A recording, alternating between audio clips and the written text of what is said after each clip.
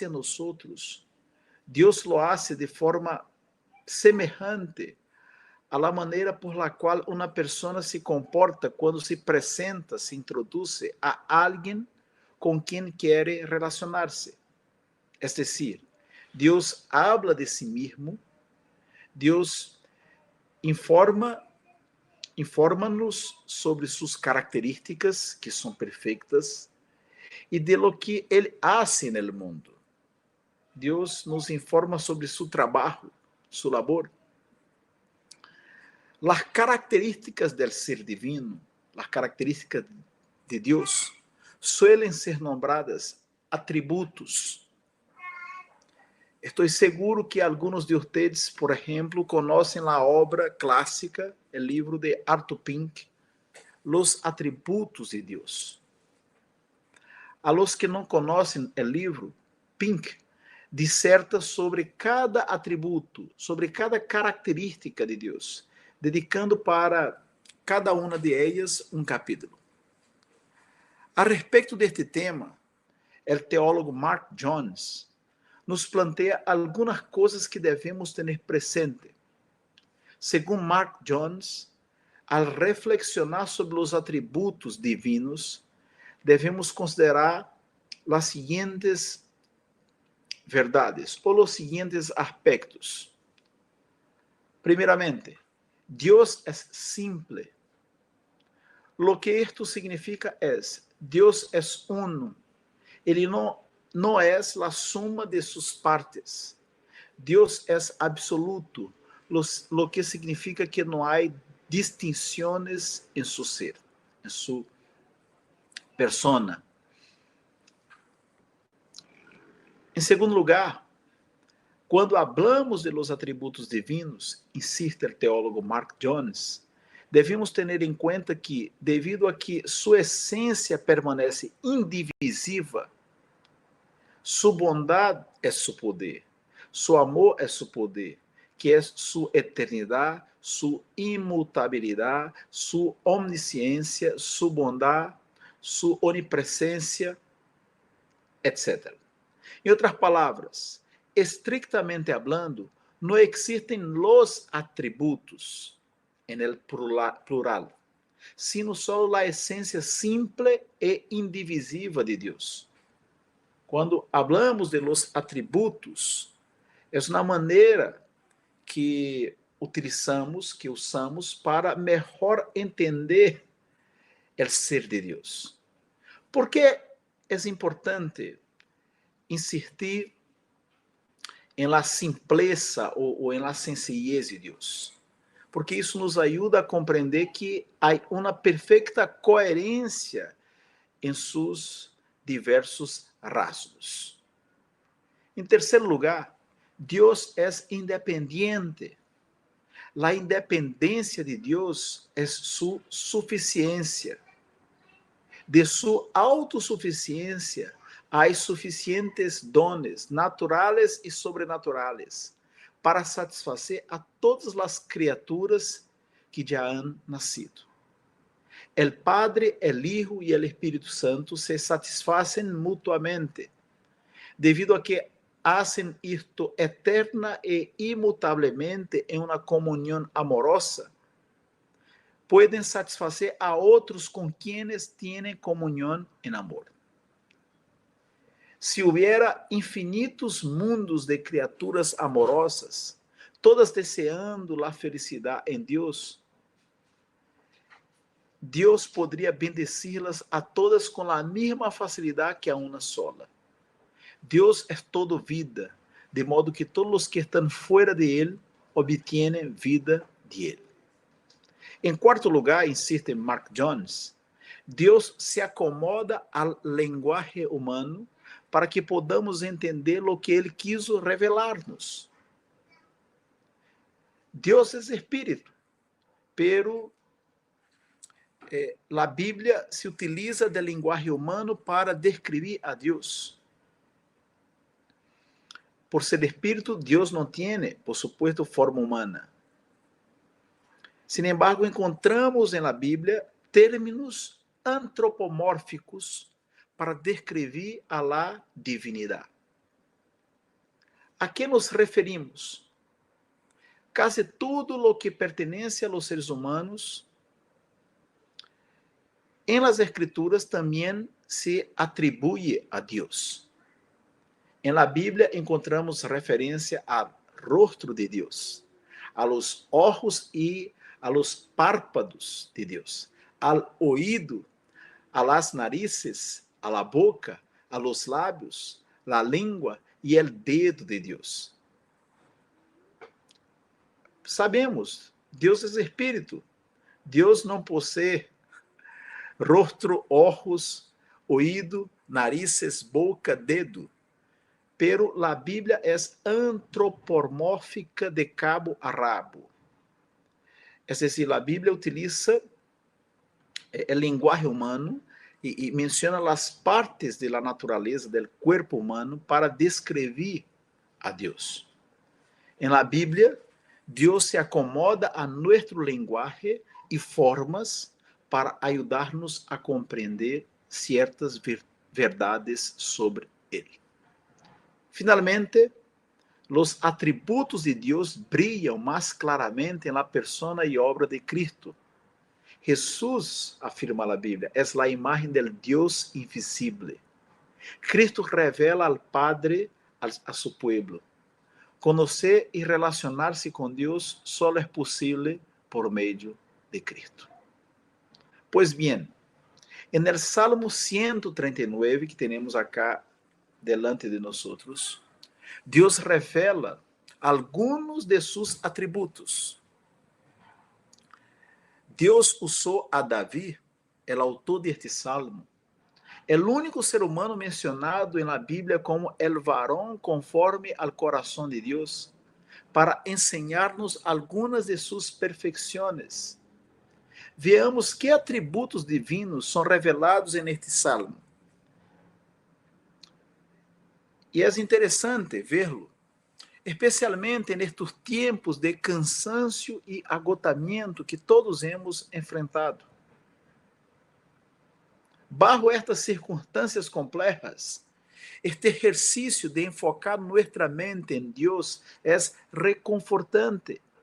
É como huir de la ciudad contaminada de humo, gases e bulla e subir las montanhas mais altas para respirar su aire puro, sentir el viento en nuestros rostros e renovar las fuerzas.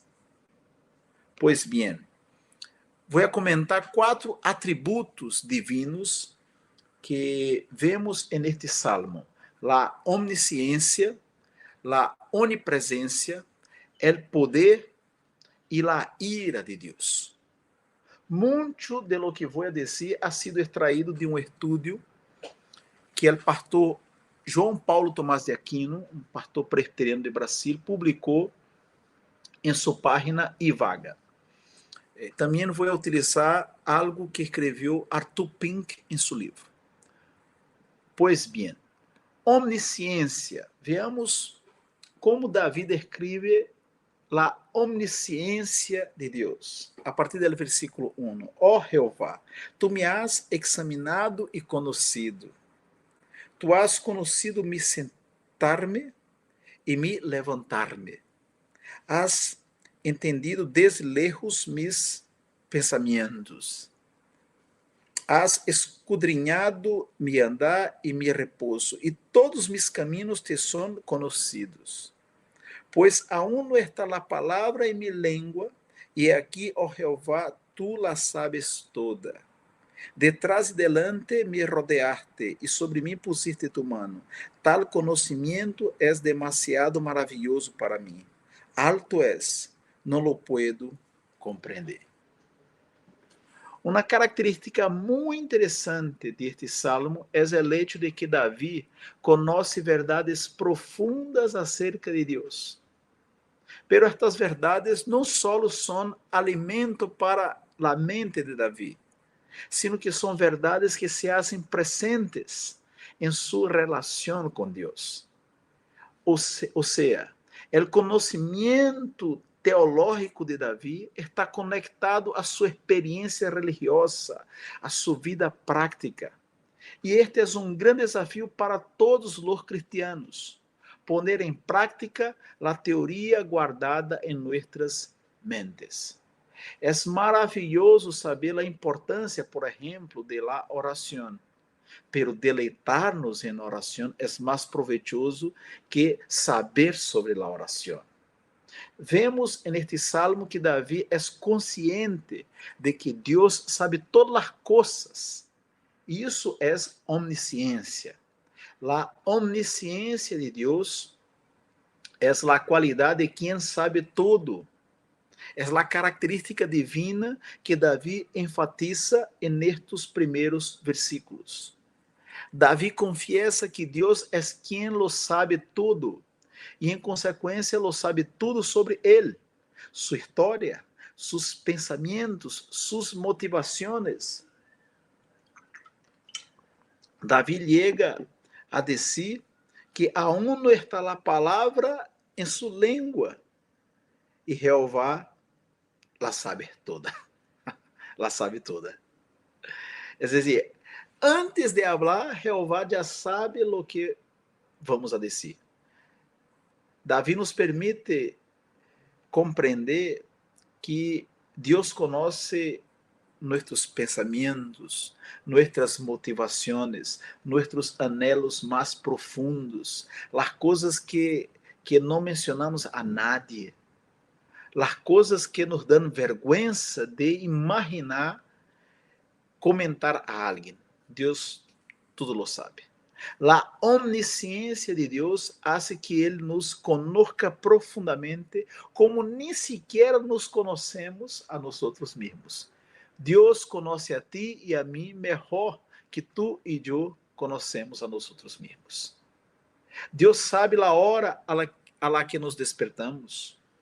Deus conhece nossos pensamentos. Sabe o que hicimos no transcurso do dia ou da manhã. Escuchou as palavras que decimos e lo que não decimos. Sabe a que hora nos fuimos a dormir. Sabe o que passa em tu mente a hora, mientras vezes escucha o pastor predicando através da pantalla. É impossível ocultar algo a Deus, porque Ele lo sabe todo. Su conhecimento é muito alto, é impossível de ser alcançado por la mente humana. Sabemos, os pensamentos de Deus são muito mais altos que nossos pensamentos. Eu les vou a ilustrar esta verdade com um exemplo bíblico. ¿Se acuerdan del encuentro de Jesús con Natanael? Les recuerdo, quando Jesus viu a Natanael, que se lhe acercava, dijo de ele: "He aqui um verdadeiro israelita, em quem não há engano." Qual foi a reação de Natanael? A reação de Natanael foi dizer: "¿De onde me conoces?" Jesus respondeu a Natanael: "Antes que Felipe te llamara, quando estavas debaixo de la higuera, te vi." A declaração de Jesus desencarrou a Natanael, que disse: "Rabi, tu eres el Hijo de Deus, tu eres el Rei de Israel." Natanael se deu conta que solamente el Hijo de Deus, el Rei de Israel, tinha a capacidade de saber o que ele havia hecho mientras estava debaixo de la higuera.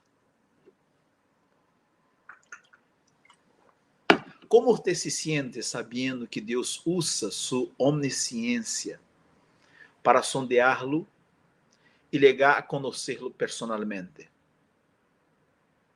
Como o hecho da omnisciência divina influi em tu vida?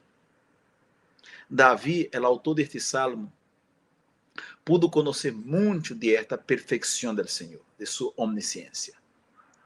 Tras haver-se acordado com Betsabé e haver decretado a morte de seu esposo Urias para ocultar o embaraço producto do pecado, o Senhor enviou ao profeta Natã.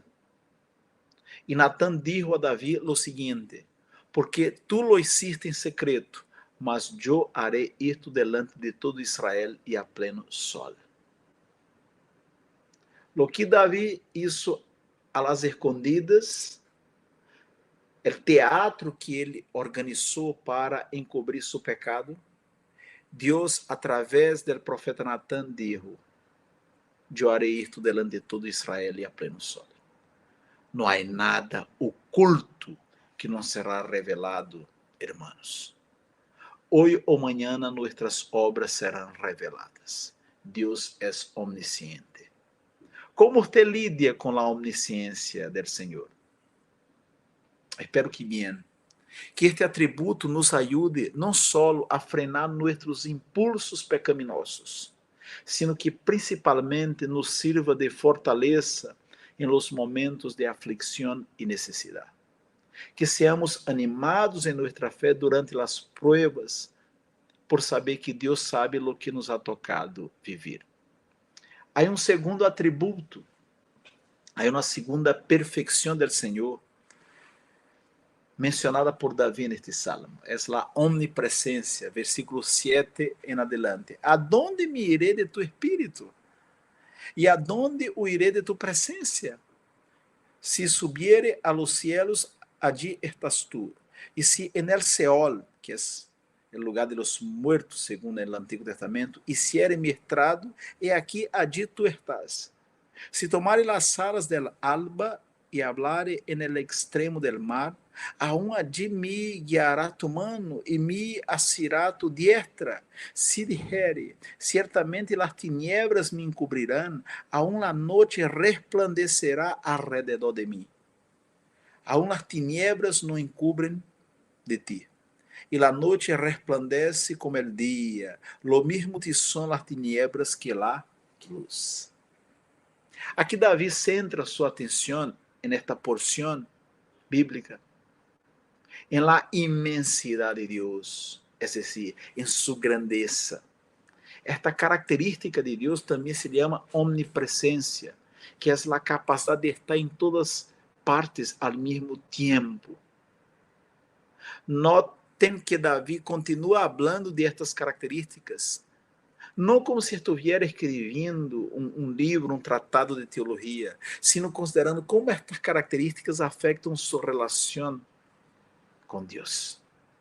É decir, a onipresença de Deus, assim como a omnisciência, não são meros conhecimentos doutrinários. São aspectos práticos, concretos, que moldeiam a relação de Davi com seu Senhor. Quais são as implicações da omnipresença de Deus para tu vida e tu relação com o Senhor?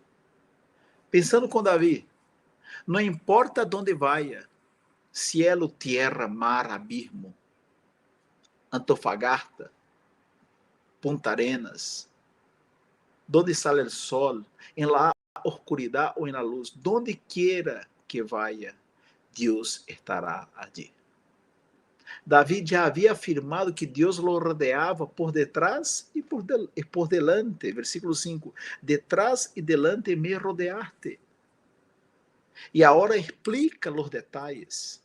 Deus, sendo Espírito infinito e todo-poderoso, tem plenas condições para estar completo em qualquer lugar do mundo e em todos os lugares ao mesmo tempo. Qual é a implicação desta verdade? Deus está agora em meu hogar. Mientras Timoteo e Helena intentam acostar-se ou dormir, Deus está em meu hogar. Deus estará comigo el jueves durante el tiempo en el cual estaré en la silla del dentista, escuchando este sonido infernal del aparato que sirve para restaurar el diente. Ustedes han ido al dentista, ustedes saben que hay una maquinita que produce un sonido del infierno y que produce en algunos de nosotros, no todos, grandes temores. Que mis hermanos Christopher y Débora puedan disculparme, pero este sonido es terrible. Pero el Señor estará conmigo en la silla del dentista. Al mismo tiempo, el Señor está contigo ahora en tu hogar. E estará quando estés leyendo um livro, quando estés realizando qualquer outra atividade. E quando salga para entretener-se, ou quando esteja conduzindo, estudando ou trabalhando, Deus estará a seu lado. Incluso se corres para escapar da presença de Deus, como Jonás lo intentou, donde quiera que vayas, Deus estará contigo em tu ponto de partida, durante o viaje, e te estará esperando em tu destino final. Estará em todos estes e muitos outros lugares ao mesmo tempo. Nadie más en el cielo o en la tierra tiene este poder. Dios es omnipresente. Deus usa sua omnipresença para acompanhar-te donde quiera que vayas. Deus sempre está contigo, em las horas de tristeza e alegria, em las horas de santidade e pecado. Deus está contigo assim como estuvo com o pueblo en el desierto, el pueblo de Israel, em su peregrinaje. En el día, el Señor los guiaba por medio de una columna de nube y en la noche con una columna de fuego. El hecho de la omnipresencia de Dios te calma o te angustia, te alivia o te asusta. Mis hermanos, es reconfortante para nosotros saber que Dios está siempre con nosotros. Donde quiera que estemos, el Señor está cerca de nosotros. Que su presencia constante, plena, absoluta, nos impulse a depender más de Él y a huir de lo que no le agrada. Hay un tercer atributo en este salmo, es el poder de Dios. Además de plantear, de disertar sobre la omnisciencia, la capacidad de saber todo, la omnipresencia, la capacidad de estar en todos los lugares. David también describe, hablando de su propio nacimiento, el poder de Dios. Versículo 13. Porque tú formaste mis entrañas, tú me hiciste en el vientre de mi madre. Te alabaré porque formidables, maravillosas son tus obras. Estoy maravillado y mi alma lo sabe muy bien. No fui encubierto de mi cuerpo, bien que en oculto fui formado y entretejido en lo más profundo de la tierra. Mi embrión vieron tus ojos, y en tu libro estaban escritas todas aquellas cosas que fueron luego formadas, sin faltar una de ellas. Aqui Davi descreve o poder del Senhor, o poder soberano. ¿Quién es Dios? Dios es el que conoce todas las cosas, el omnisciente, y el que está en todas partes al mismo tiempo, el omnipresente. Ele está con nosotros ahora y con los hermanos nuestros que a esa hora duermen en Japón. Dios también es el creador poderoso y soberano de todas las cosas, incluidos tú y yo. Él te hizo único. No hay otra huella digital igual que la tuya. Hay más de 7 billones de personas en el mundo. No existen dos personas iguales. La forma en que David habla del cuidado de Dios al nacer es profunda e íntima. Y esta es la manera de Dios actuar con cada persona, con cada ser humano. Por su grandeza, poder, omnisciencia y omnipresencia, es posible que Dios cuide de cada uno de nosotros de manera personal.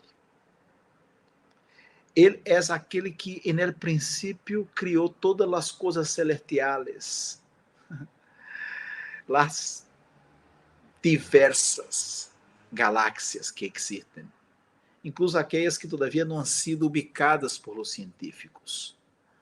Las cosas visibles e invisibles fueron creadas por la palabra de su poder. Eventualmente, somos informados por los medios de comunicación que han descubierto una nueva especie de animal en alguna parte del mundo. Existen muitas espécies que todavia não han sido identificadas ou catalogadas, registradas pelos seres humanos. Deus ha criado tudo isso. Incluso quando eras uma substância sem forma, Deus já te conhecia antes de que nascieras e escreveu tus dias em um livro. É decir, o Senhor tem tu vida em suas manos. Todos tus dias estão contados. O Senhor sabe o começo, o desenvolvimento e o final de tu vida. Nadie te conhece melhor que Deus. Conoce os detalhes mais chicos e os hechos mais fundamentales de tu vida.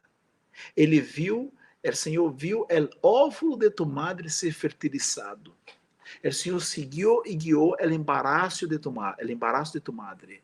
E le viu tomando o pecho. Ele se encargou de todo este processo. Nadie te conhece melhor que Deus. Você deve sentir-se, hermano, hermana, amado e cuidado por Deus. Cuidado por el poder del Senhor. Cada vez que respiras, dijo um puritano, inhalas misericórdia. Isso por el poder de Deus. Además de revelar su poder en nuestro nacimiento, en nuestra concepción, David também nos permite reflexionar sobre o rumo del mundo, porque Deus não solamente criou o ser humano, Deus não solamente criou o mundo, sino que Deus lo governa. Nós não somos, mis irmãos e irmãs, governados por el azar. Incluso em meio de las mais duras pruebas que nos assistem neste mundo caído, Deus nos sostiene e nos permite mirar o futuro com esperança. Les voy a compartilhar algo que ha afectado muito a uma igreja que conozco em Brasil. Eu tive a oportunidade de servir 2 anos nesta igreja como seminarista, como estudante en el seminário, durante minha época de licenciatura. El jueves passado sucedió uma tragédia com uma família de esta igreja.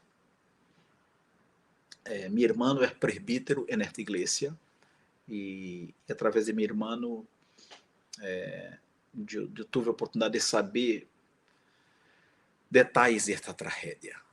Uma niña de 10 anos perdeu a vida de uma maneira terrível.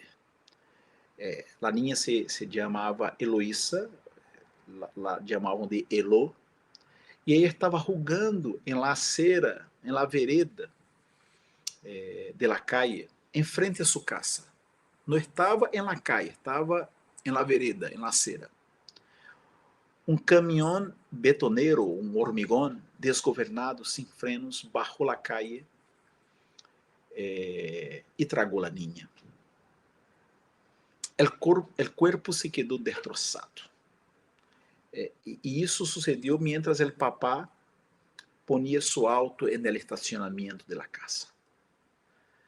O corpo que se quedou destroçado, em realidade não se viu, porque isso passou mais ou menos às 8 da noite e os trabalhos de los equipos, de la gente, de los profissionais, se extenderam hasta las 2 de la mañana. Em realidade, as partes do corpo, porque a niña foi destroçada. El entierro foi el viernes en la tarde. Por supuesto, os padres que são membros da igreja estão devastados. Desde jueves en la noche, os hermanos da igreja, os membros do liderazgo, se turnam e han acompanhado a los padres. Fíjense como o poder de Deus é garantia de consuelo e de graça, mesmo ou incluso em meio de las tragédias. Hoy, el padre de esta niña, de Luisa, hizo la siguiente publicación en su cuenta de Facebook.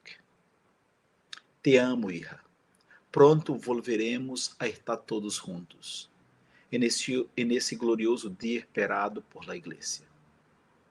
Estamos siendo consolados por el Pastor Supremo Jesucristo, el Dios de nuestra salvación, el Señor de nuestras vidas.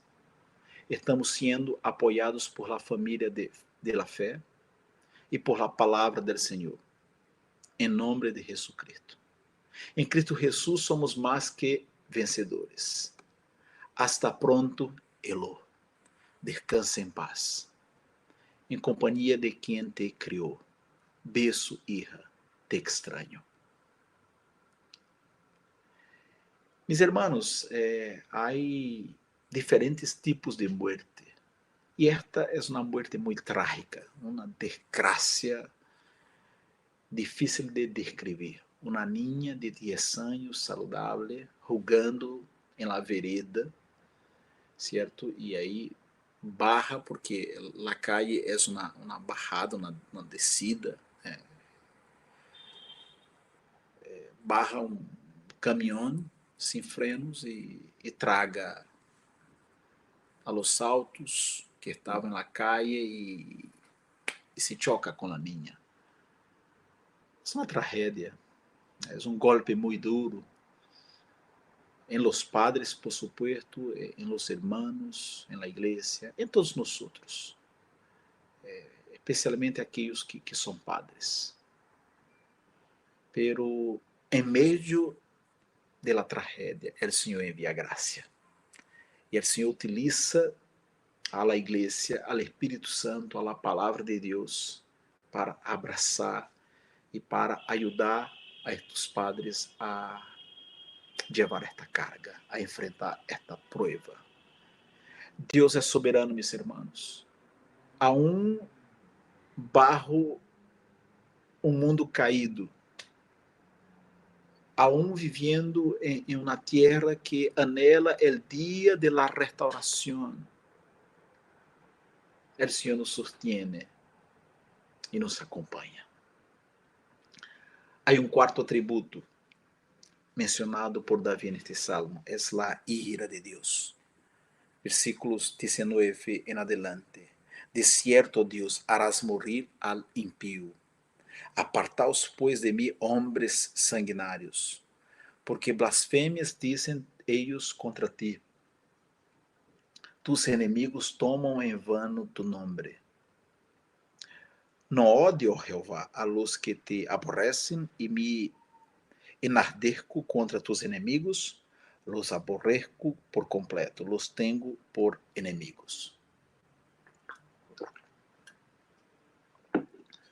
David menciona la ira de Dios, que finalmente va a castigar al impío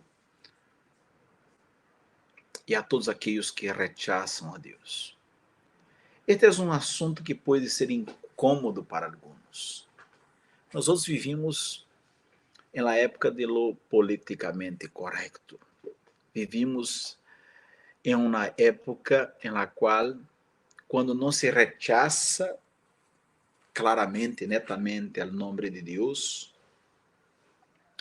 não se acepta que se comente algo de Deus que não seja su amor. Pero Deus é amor, pero também é justiça, é ira. Hasta porque o verdadeiro amor também se revela em la disciplina. La verdade é que Deus se ira e não esconde isso de nós outros. Aqui eu vou a recorrer a Arthur Pink, já vou abandonar a leitura do pastor João Paulo Tomás de Aquino. E Pink, em seu livro Os Atributos de Deus, afirma o seguinte: al ler as Escrituras, nos damos conta de que Deus não ha tratado de ocultar a realidade de sua ira. Ele não se avergüenza de proclamar que a vingança e o furor lhe pertencem. Uma mirada atenta na Bíblia nos revelará que há mais referências ao enojo, el furor e la ira de Deus que a seu amor e benevolência. Ele odia todo pecado porque é santo y porque lo odia, su furor se enciende contra el pecador. La ira de Dios constituye una perfección divina tan importante como su fidelidad, poder o misericordia, afirma Pink. Mis hermanos, la ira de Dios es una perfección de su carácter sobre la cual necesitamos meditar con frecuencia. No solamente detenernos en el amor, en la misericordia, en la paciencia, en la bondad. Por supuesto que también debemos enfocarnos en estos atributos, pero igualmente debemos tener presente la ira de Dios. En primer lugar, para que nuestros corazones sean debidamente inculcados del odio que Dios siente hacia el pecado. Nosotros siempre nos inclinamos a considerar trivialmente el pecado, a excusarlo y a consentir su fealdad. Entonces, primeramente debemos enfocarnos en la ira de Dios para ser animados a odiar el pecado y a huir del pecado, porque el pecado no agrada a Dios. Outra razão por la qual devemos pensar em la ira divina é para agradecer-lhe, para ser-lhe sempre agradecidos, porque por meio de Jesus nós somos librados de la ira venidera, del castigo eterno, afirma Pablo a los Tessalonicenses. Assim que alabado e bendecido seja o nome de Deus, que por meio de Jesus nos libra de la condenação eterna. Também devemos sostener esta doutrina porque ella nos garantiza que habrá justiça para todas as pessoas que han escapado de la justiça de los hombres. Habrá justo castigo para los impíos e asesinos, para los violadores, para los abusadores de niños e niñas, para los genocidas, para aqueles que defendem o aborto, para aqueles que promovem todas as ideologias que vão em contra da palavra de Deus, para os inimigos da igreja. Às vezes somos informados de um caso, de um juízo que levou décadas para ser resuelto. Eu me acuerdo em uma ocasião ser informado de que houve um fallo em Brasil que demorou 23 anos desde que o tema começou nos tribunais. Quando houve o fallo, a pessoa que supostamente seria beneficiada ou receberia o benefício do fallo já estava morta. Quantas vezes, irmãos, lamentamos porque há muita injustiça no mundo de diferentes maneiras. Quantas vezes lamentamos que pessoas com plata podem pagar advogados e ter acesso a recursos e, às vezes, escapar de los tribunales, e outros que não têm plata, lamentavelmente, não têm condições semelhantes para defender-se, por assim decirlo, ou para enfrentar os processos. Há muita injustiça neste mundo, e às vezes praticada por nós outros. Pero a ira de Deus garantiza que nenhuma injustiça se quedará sem ser cobrada, sem ser pagada. O infierno é a manifestação plena de la ira de Deus. Deus se hace presente no infierno. Como pastor? Através de sua ira. Enquanto a isso, se pensamos no futuro eterno, no destino eterno de las pessoas, podemos explicar-lo assim: a vida eterna, a vida em los nuevos cielos e en la nueva tierra, que será o planeta Terra restaurado a sua condição original. Será um permanente, um eterno estado de gozo. As pessoas que disfrutarão da vida eterna gozarão da presença santa e confortadora del Senhor para sempre. Já não estarão em um mundo caído, já não haverá llanto, já não haverá tristeza, tragédias, acidentes. Pero as pessoas que sofrerão o castigo eterno, sofrerão eternamente o peso de la manifestação plena de la ira del Senhor. Então, infierno es la manifestación de la ira divina, ¿cierto? Y vida eterna, o cielo, es el gozo permanente de la santa y confortadora presencia del Señor. Assim que la ira de Dios para los cristianos es consuelo en relación a las frustraciones e indignación en relación a muchas cosas que vemos en este mundo. Estas cosas no estarán sin un castigo. Habrá justicia, y no la justicia de los hombres, que a menudo falla. Habrá una justicia que se manifestará de manera perfecta. Assim que, mis hermanos, por meio de este salmo, aprendemos sobre la omnisciencia, la omnipresencia, el poder y la ira de Dios. Los atributos del Señor revelan su trascendencia e imanência. Trascendência implica em superioridade. Imanência implica em cercania. Em la história da teologia cristiana, a lo largo destes 2000 anos, durante muito tempo se hizo hincapié de la transcendência del Senhor, de la transcendência divina, é decir, del hecho de que Deus é santo, apartado, totalmente distinto de nós. Pero em los últimos tempos, han habido teólogos que han valorado a imanência em desmedro de la transcendência, ou seja, que han insistido en el hecho de que Deus está aqui, presente, consolando-nos, que Deus é nosso amigo, nosso companheiro, alguém com quem compartimos. Estudiar os atributos de Deus nos ajuda a compreender que o Senhor é tanto imanente, está cerca de nós, como transcendente. Ele é imanente em Cristo, em la presença interior e amorosa do Espírito Santo. Pero Deus sigue sendo Deus, não há nadie como Ele, puro, justo e poderoso. O Senhor evoca assombro e admiração. Portanto, devemos respeitar a Deus e, sin embargo, Deus também nos invita a uma relação personal com Ele.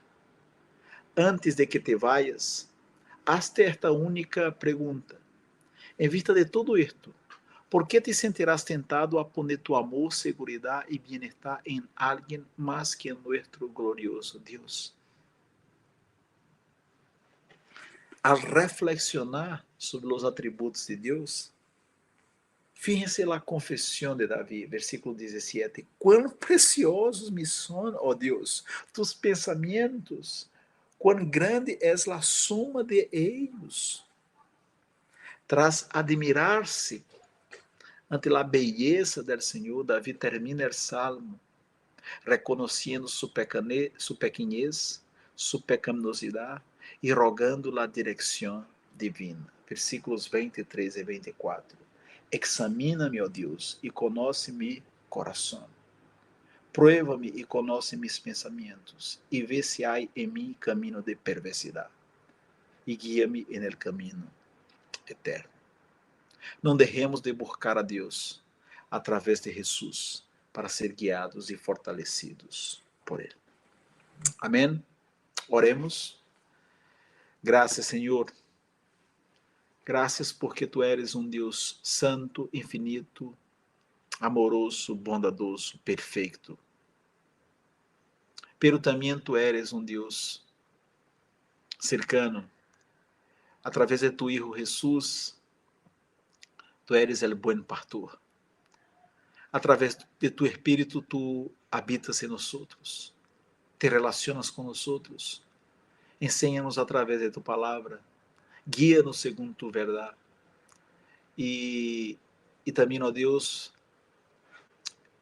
tu llevas a cabo los exámenes y las evaluaciones que nos permitem, ó Deus, el quebranto e acercar-nos a Ti dizendo: Senhor, perdona-nos. Senhor, tem misericórdia de mim. Senhor, lava-me de mis pecados. Graças, Senhor, porque Tu eres omnisciente, onipresente, poderoso e também, ó Deus, te iras contra o pecado. Ajuda-nos, Senhor, a caminhar, a andar cerca de Ti. E também, ó Deus, a compartilhar Tu beleza com as demais pessoas. E que a graça de Jesus, o amor de Deus, o Padre, e o consuelo do Espírito Santo estén com todos vocês, hermanos e hermanas, hoje e sempre. Amém.